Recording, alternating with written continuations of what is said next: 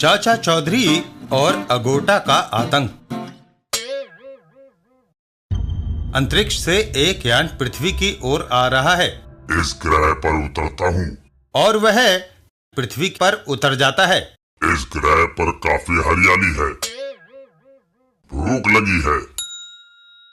मेरे खेत से तरबूज चुराते हो, मैं तुम्हारी हड्डियां तोड़ दूंगा। यह सुनकर अगोटा गुस्से में आ जाता है। अगोटा से गुस्ताखी। ओह, डरावना प्राणी, पुलिस को सूचना देनी चाहिए। मैं सबको जलाकर राख कर दूंगा। अगोटा गुस्से में पागल होकर इमारतों में आग लगाने लगता है। अगोटा गुस्से में दूसरी इमारतें भी जला देता है।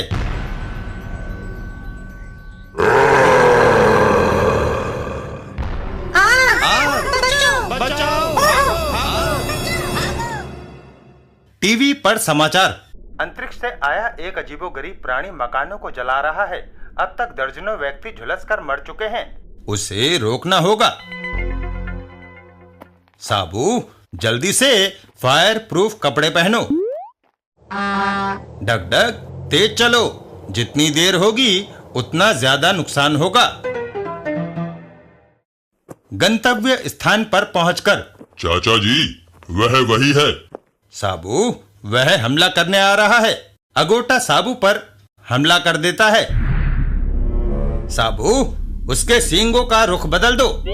साबू उसके सींग नीचे की तरफ मोड़ देता है। मैं सींग नीचे मोड़ने में कामयाब हुआ और अगोटा अपनी ही आग में जल उठता है।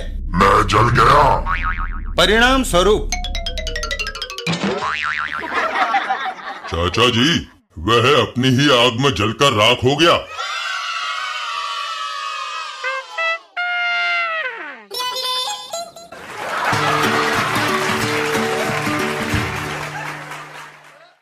चाचा चौधरी और दानव से टक्कर। रामू और श्यामू दो पॉकेटमार समुद्र के किनारे घूम रहे थे। रामू, देख, वह बोतल तैर रही है। लपक कर उसे उठा लो, शायद उसमें कुछ माल मिल जाए। अरे, इसमें तो एक आदमी है। बाहर निकाल कर पूछता हूं कि वह क्या कहना चाहता है। कॉर्क खोलते ही, तुमने मुझे कैद से निकाला है, इसलिए तुम मेरे मालिक हो। तुम मुझे कुछ भी काम कह सकते हो, मैं उसे करूंगा। रामू, हम इसे क्या काम कहें? बेवकूफ, चाचा चौधरी हम पॉकेट मारो और उठाई गिरोह का दुश्मन है और उसकी असली ताकत है साबू। क्यों ना हम इसे कहें कि ये साबू को खत्म कर दे। कौन? साबू? उससे तो मुझे भी एक पुराना हिसाब चुकता करना है। तुम्हारा भी साबू से झगड़ा है क्या? हाँ, साबू भलाई का प्रतिनिधित्व करता है, मैं बुराई का। भलाई और बुराई में हमेशा लड़ाई चलती रहती है। आज मैं उसे ढूंढकर हमेशा के लिए खत्म कर दूंगा।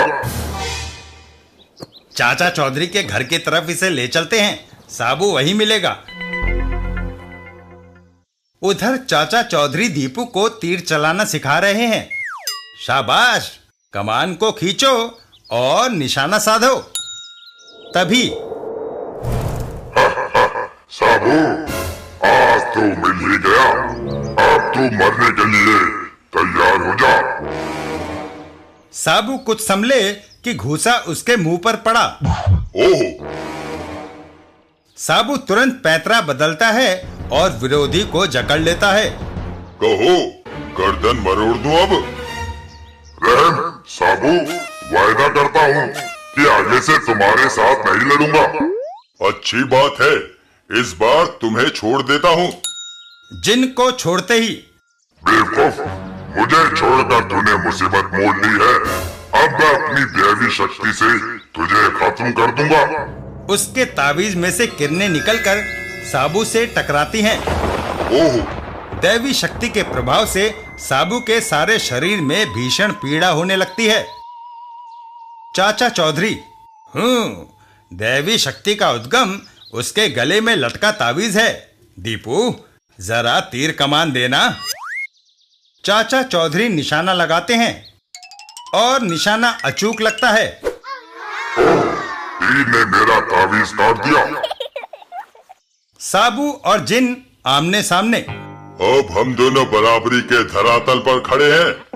मैं तुम्हें अभी कुचल सकता हूँ। मरने के लिए तैयार हो जाओ साबू। आगे बढ़ते ही साबू ने उसे एक जोरदार पटखनी खिलाई और जिन लुढ़क गया। रामू, हमारा जिन मर गया, भागो यहाँ से। भलाई की बुराई पर हमेशा ही जीत होती है।